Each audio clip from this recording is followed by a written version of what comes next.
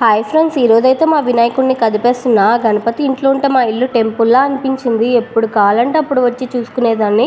ఇంత బాగా డెకరేట్ చేసుకొని పూజలు చేసుకొని తీసేయాలంటే చాలా కష్టంగా ఉంది. దేవుణ్ణి కూడా తీసేసా. నేను మొత్తం క్లీన్ చేసేసరికి మా మమ్మీ అయితే ఊరు నుండి వచ్చింది. మేమైతే ఈరోజు ఈవినింగ్ పూజలో కూర్చుంటున్నాము, అందుకే వచ్చారు మా మమ్మీ రాగానే మా హీరో అయితే కొత్తగా నేర్చుకున్నవన్నీ వాళ్ళ అమ్మమ్మకి అయితే చూపిస్తున్నాడు. మా మమ్మీ మాతో ఆడుకుందో లేదో నాకు తెలియదు, కానీ మా హీరోతో అయితే తెగ ఆడుకుంటుంది. ఇంకా లంచ్లోకి రైస్, రసం అండ్ పన్నీర్ కర్రీతో లంచ్ అయితే చేసేసాము. లంచ్ అయిపోయాక పూజకు కావాల్సిన పూలు, పళ్ళు, కొబ్బరికాయ మిగతావన్నీ అయితే అరేంజ్ చేసుకుంటున్నాను.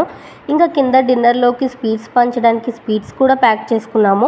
ప్యాకింగ్ అయిపోయాక పూజకైతే రెడీ అయిపోయాము. అందరం కలిసి కిందకైతే వెళ్ళిపోయాము.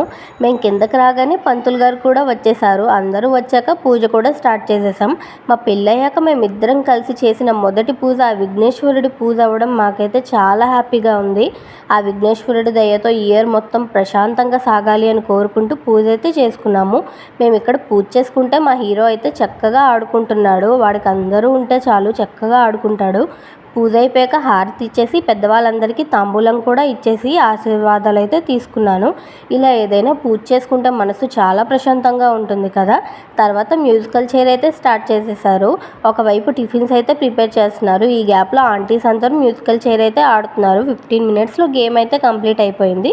టిఫిన్స్ కూడా రెడీ అయిపోయి అందరూ తినేసాక తిన్నది అరిగేదాకా డాన్సులు అయితే వేసాము.